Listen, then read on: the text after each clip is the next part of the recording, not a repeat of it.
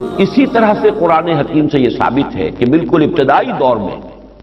جو مکی دور ہے، بالکل اس کا ابتدائی زمانہ، سورہ نون کے آخر میں جو مذکور ہے کہ یہ کوشش کی گئی تھی کہ کچھ ایسے لوگوں کے ذریعے سے کہ جن کی قوت ارادی ان کی نگاہوں میں بہت مرتکز ہو جاتی ہے، یہ عملیات میں ایک خاص معاملہ یہ بھی ہوا کرتا تھا، اور اب بھی شاید کچھ لوگ یہ پریکٹس کرتے ہیں کہ اگر باقاعدہ ریاضت کر کے اپنی نگاہوں میں ایک خاص قسم کی تاثیر پیدا کر لی جائے، بلکہ مولانا امین احسن اصلاحی صاحب نے اس کا تذکرہ کیا تھا ایک مرتبہ جب زمانہ طالب علمی میں نے 2 تربیت گاہیں منعقد کی تھیں، اور اس میں درس قرآن مولانا اصلاحی صاحب نے دیا تھا کہ آج کل بھی بعض لوگ یہ کرتے ہیں کہ رات کے پچھلے پہر اٹھ کر نہا دھو کر سفید براق کپڑے پہن کر پھر بیٹھتے ہیں اور کسی بالکل سفید کاغذ پر ایک چھوٹا سا نقطہ لگاتے ہیں اور پھر نگاہوں کو اس پر جمانے اور مرتکز کرنے کی مشق کرتے ہیں۔ کتنی دیر تک پلک جھپکے بغیر آپ اس نقطے کو دیکھ سکتے ہیں۔ اگر یہ مشق کی جائے، یہ ایکسرسائز کی جائے، یہ ریاضت کی جائے تو آنکھوں میں ایک ایسی چمک پیدا ہو جاتی ہے کہ اگر گھور کر کسی کو دیکھا جائے تو اس کی قوت ارادی کو آپ مشمہل کر سکتے ہیں، وہ ایک دم دبا ہوا محسوس کرے گا اور آپ کا غلبہ اس کے اوپر ہو جائے گا نفسیاتی اعتبار سے۔ اسی طریقے کا کوئی عمل تھا جو نبی اکرم صلی اللہ علیہ وسلم پر بھی آزمایا گیا۔ لَيَزْلَقُونَكَ یہ آیا ہے سورہ نون کے آخر میں، بِأَبْصَارِهِمْ لَمَّا سَمِعُوا الذِّكْرَ، یہ لوگ چاہتے ہیں کہ اپنی نگاہوں کے ذریعے سے آپ کو پھسلا دیں، آپ کے قدم ڈگمگا دیں، آپ کی قوت ارادی کو کچل دیں۔ لما سمعوا الذکر ویقولون انہ لمجنون، جس وقت کہ سورہ نون کے آغاز میں بھی آیا ہے تذکرہ کہ حضور کو کہا گیا کہ آپ کو جنون کا کوئی عارضہ ہو گیا ہے یا آپ پر کوئی آسیب آ گیا ہے، اور آخری آیت بھی جو ہے وہ آخری حصے میں پھر اسی کا یاد آیا، وَإِنَّهُمْ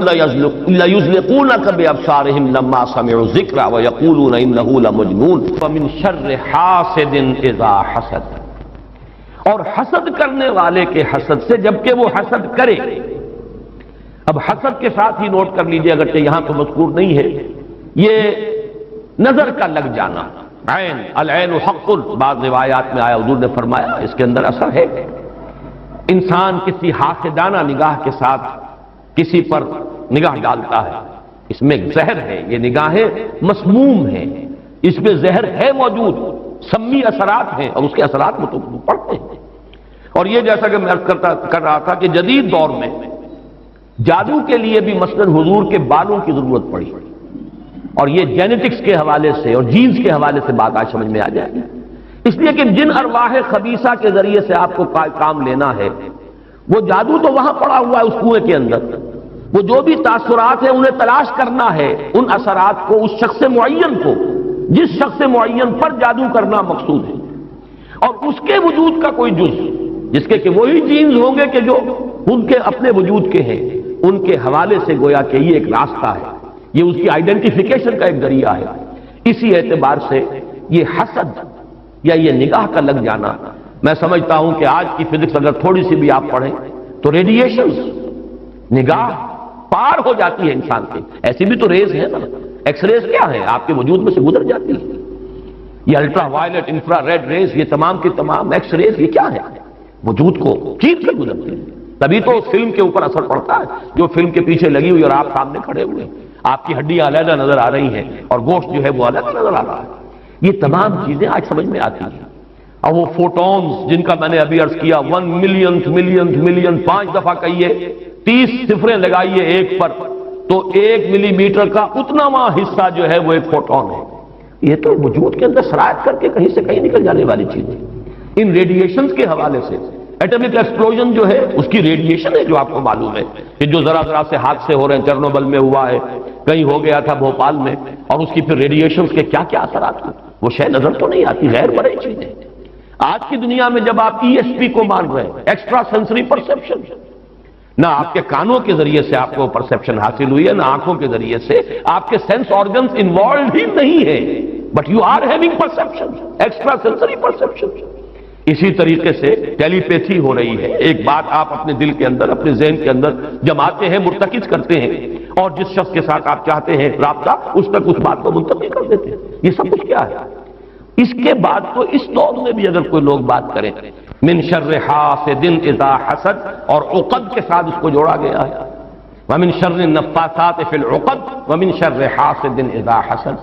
لیکن محض ردیف یا قافیہ یا فواصل کی رعایت سے قرآن میں کچھ نہیں ہے۔ وہ اس کا ایک فیکٹر، اس کا ایک عامل ہو سکتا ہے، لیکن محض اس کی بنا پر نہیں مانا جائے گا۔ تو اس میں یقیناً کوئی اور حکمت ہے، اور وہ حکمت تقسیم کی گئی ہے۔ ہمارے مفسرین نے تو اس کو یوں بیان کیا ہے کہ ایک حسد وہ ہے کہ جو دل میں پیدا تو ہے، آدمی کے اندر ہے، لیکن یہ کہ وہ اس کو یعنی اس کو باقاعدہ کوئی ایک ہمت کے ساتھ اور اپنے ایک عزم کے ساتھ، ارادے کے ساتھ بروئے کار نہیں لا رہا، تو اس حسد کے اثرات نہیں ہوں گے، اس سے پناہ مانگنے کی ضرورت نہیں ہے۔ میں اس کو اس انداز میں تو میرا ذہن سے قبول نہیں کرتا، اس لیے کہ حسد اگر پوٹینشلی ہے اندر تو اس کے اثرات ہوں گے، وہ ریڈیشن تو ہوگی، چاہے اس کا ارادہ ہو چاہے نہ ہو، وہ کیفیات جو ہے وہ اس کے سانس سے، اس کی آنکھ سے، اس کے وجود سے، وہ اندر اگر زہر گھل گیا ہے تو اس کے وجود سے نکلنے والی ساری شعاعیں جو ہیں ان کے اندر وہ اثر موجود ہوگا، وہ مسموم ہوں گی، زہر ان میں ملا ہوا ہوگا، اس کے اثرات ہوں گے۔ البتہ یہ کہ اس کے دو درجے ہم قائم کر سکتے ہیں، اور وہ یہ کہ ایک ہے غیر شعوری حسد، ابھی آپ کو اندازہ نہیں ہے، اندر ہی اندر کھچڑی پک رہی ہے، وہ اور بات ہے، لیکن جب یہ اس درجے کو پہنچ جائے کہ شعور کی سطح پر آ جائے، آپ کسی کی برائی چاہنے لگیں بالفعل، آپ چاہیں کہ اس کے اندر اگر یہ فضیلت کی بات ہے تو یہ سلب ہو جائے، اس کو پاس اگر یہ نعمت ہے تو یہ نعمت اس سے چھن جائے، مجھے مل جائے، یہی ہے اصل میں جس کو غبطہ اور حسد کا فرق کہا جاتا ہے۔ اور ایک جگہ پر حضور نے ایک حدیث میں لفظ حسد استعمال کیا ہے، لیکن مراد اس سے غبطہ ہے۔ لا حسد الا فی اثنین، کوئی حسد نہیں کیا جانا چاہیے سوائے دو اشخاص سے، ایک وہ جسے اللہ نے علم دیا ہے اور وہ علم پھیلا رہا ہے تو اس سے بھی اگر حسد پیدا ہو جائے تو کوئی بری بات نہیں، کوئی اچھی بات ہی ہے، اور ایک یہ کہ کسی کو اگر دولت دی ہے اور وہ دولت پھیلا رہا ہے اور عام کر رہا ہے، لوگوں کو اس کے خلق کے لیے خرچ کر رہا ہے تو اس سے بھی حسد۔ لیکن یہاں حسد غبطہ کے معنی میں، غبطہ یہ ہے کہ کسی میں کوئی خیر آپ کو نظر آئے تو آپ اللہ سے دعا کریں پروردگار مجھے بھی یہ خیر عطا کر دے، یہ غبطہ ہے۔ اور حسد یہ ہے کہ اس سے یہ شے چھن جائے، یہ ہے در حقیقت کہ جو بری شے ہے کہ کسی نعمت کا کسی دوسرے شخص سے سلب ہو جانا، اس کی خواہش جب پیدا ہو جائے اور جب یہ شعوری سطح پر آ جائے، یعنی ایک ہے اس کا ایک وہ جو جس سے کہ ابھی اتنی اس کی انٹینسٹی نہیں ہے کہ اس سے وہ ریڈیشن ہو، اس کی انٹینسٹی اس وقت ہوگی جبکہ وہ شعور کی سطح پر آ گئی اور انسان جو ہے جل رہا ہے حسد کی آگ میں اور چاہتا ہے کہ یہ نعمت اس سے سلب ہو جائے، یہ فضیلت جو ہے اس سے چھن جائے، تو یہ شے وہ ہے یقیناً کہ اس کے اثرات، اس کو میں اس وقت جدید فزکس کی اصطلاح میں ریڈیشن کے ذریعے سے اس میں لفظ واضح کر رہا ہوں، اس کے اثرات ممتد ہوتے ہیں، اور اس کے شر سے بھی پناہ مانگنے کی یہاں ہمیں تلقین کی گئی۔ تلقین محمد الرسول اللہ صلی اللہ علیہ وسلم کو ہوئی اور آپ کی وساطت سے ہم سب کو ہو رہی ہے۔ قل اعوذ برب الفلق من شر ما خلق ومن شر غاسق اذا وقب ومن شر النفاثات في العقد ومن شر حاسد اذا حسد۔ میں جب بھی یہ سورت پڑھتا ہوں تو اگرچہ یہ کہیں مجھے کوئی معصور تو یہ شے نہیں ملی ہے، لیکن اس کے فوراً بعد بالکل کسی تصنع کے بغیر میرے یہ الفاظ بھی زبان پر آ جاتے ہیں۔ اللہم انی اعوذ بک یا رب الفلق من شر ما خلقت ومن شر غاسق اذا وقب ومن شر النفاثات في العقد ومن شر حاسد اذا حسد۔ اسی طرح قل اعوذ برب الناس ملک الناس، تو وہاں بھی اللہم انی اعوذ بک یا ربی و رب الناس و یا الہی و الہ الناس و یا ملکی و ملک الناس۔ تو اس طریقے سے گویا کہ اس لفظ قل کیونکہ یہ فعل امر ہے، حکم ہے، تو اس پر ہم اگر فوری طور پر اس کی تعمیل کیا کریں تو یہ اگرچہ معصور نہیں ہے، میں صرف اپنے ذوق کی بات کہہ رہا ہوں، اور بہرحال اس میں کوئی شے ممنوع نہیں ہے، دعا تو ہم مانگ سکتے ہیں، تو دعا ہی کی شکل ہے، تو جو الفاظ ہمیں اللہ نے تلقین کیے ہوں انہی کے حوالے سے ہم وہ دعا مانگے، تعوذ کریں۔ قل اعوذ بک، قل کو چھوڑ دیجئے، اعوذ بک اللہم انی اعوذ بک یا رب الفلق من شر ما خلقتا۔ اب یہ خلقہ کی بجائے مخاطب کیونکہ ہم کر رہے ہیں اللہ کو، من شر ما خلقتا، آگے جو کہ تو الفاظ رہیں گے ان میں کوئی تبدیلی کی ضرورت نہیں ہے۔ مولانا محمد قاسم نانوتوی دیوبند کے مؤسسین میں سے، مولانا رشید احمد گنگوہی اور مولانا محمد قاسم نانوتوی رحمہم اللہ، یہ دو ہیں اصل میں یہ دارالعلوم دیوبند کے مؤسس، اس کی ابتدا کرنے والے، ان کے شاگرد شیخ الہند، ان کے شاگرد علامہ شبیر احمد عثمانی،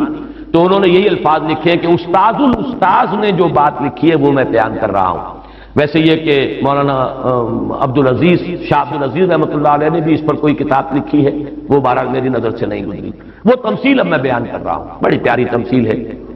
انہوں نے تمثیل یہ دی ہے کہ اگر کوئی باغبان یا کوئی اور کھیتی کرنے والا جو ایک پودا لگاتا ہے، کوئی فصل ہے اس کا، کوئی ایک جو ہے بیج یا دانہ پھوٹا ہے،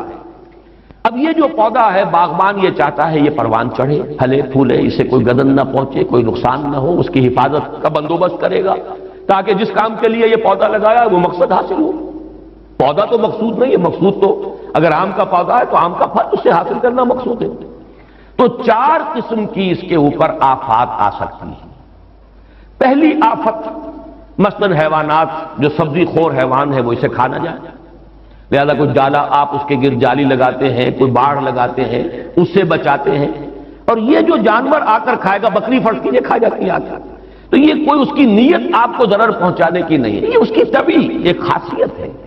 یہ تو اس کی جبلت ہے، یہ اس کی طبیعت ہے، اس کا تقاضا ہے، آپ سے کوئی دشمنی نہیں ہے اسے، بلکہ یہ کہ در حقیقت اس کی اپنی طبیعت کا ایک تقاضا ہے۔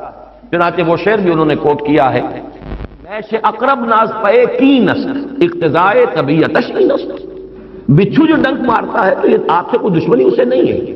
یہ اس کی طبیعت کا، اس کی جو بھی جبلت ہے اس کا تقاضا ہے۔ سانپ کے بارے میں بھی آپ کو معلوم ہے کہ عام طور پر اگر اس کو آپ کوئی نقصان نہ پہنچائیں، پاؤں پڑتا ہے سانپ پر تو وہ ڈنک مارتا ہے اور ڈستا ہے، ورنہ عام طور پر وہ حملہ نہیں کرتا، یہ اس کے دفاع کا ایک جز ہے، اس کی خلقت کا ایک جز ہے۔ ایک خطرہ تو یہاں سے آیا، آپ نے باڑ لگا دی، آج کل جو ہے جالی لگا دی جاتی ہے لوہے کی۔ دوسرا یہ کہ اس پودے کو نشو و نما کے لیے جو چیزیں ضروری ہیں اس کی کوئی روک ہو جائے، مثلا اسے دھوپ چاہیے، کوئی ایسی چیز آڑے آ جائے کہ دھوپ کی تمادت اس تک پہنچے ہی نہ، کوئی شے ایسی سایہ کی اس کے اوپر کیے رہے، یا پانی اسے چاہیے، پانی کے سوتے خشک ہو جائے، یہ دوسری آفت ہے، پودا مرجھا جائے گا، کملا جائے گا، ختم ہو جائے گا۔ تیسری چیز یہ کہ اس پر کوئی پالا پڑ جائے، اوپر سے اولے پڑ جائیں، پالا پڑ گیا، یعنی اس کی جو حرارت غریزی ہے جس سے کہ اس کی یہ پورا وجود جو ہے وہ حرارت غریزی جو ہے وہ ختم ہو جائے، اس کے نتیجے میں بھی وہ پودا ختم ہو جائے۔ اور آخری شکل یہ ہے کہ کوئی دشمن ہے حاسد اور وہ آئے اسے اکھاڑ کے پھیر دے آپ کو نقصان پہنچانے کی نیت سے۔ یہ 4 آفات ہیں جو اس پودے کے اوپر ممکنہ طور پر وارد ہو سکتی، یہی 4 ہیں۔ قل اعوذ برب الفلق من شر ما خلق، یہ وہ خلقت میں جو شر مضمر ہے، وہ اس کے خلقت کا جز ہے۔ نیش اقرب ناز پے کی نسل اقتضائے طبیعتش کی نسل، یہ تو اس کی طبیعت کا، خلقت کا، اس کا تقاضا ہے۔ دوسرا یہ ہے کہ وہ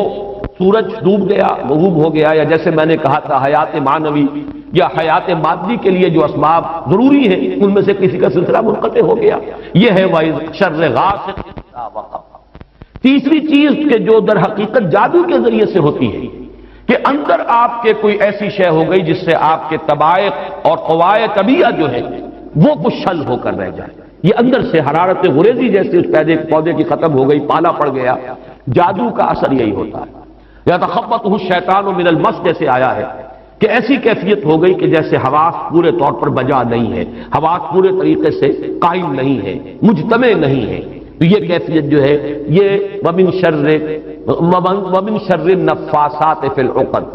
ومن شر حاسد اذا حسد، جیسے ایک دشمن نے آ کر دشمنی اور آپ کو گزن پہنچانے کے لیے، دشمنی نکالنے کے لیے پودے کو اکھاڑ کے پھینک دیا۔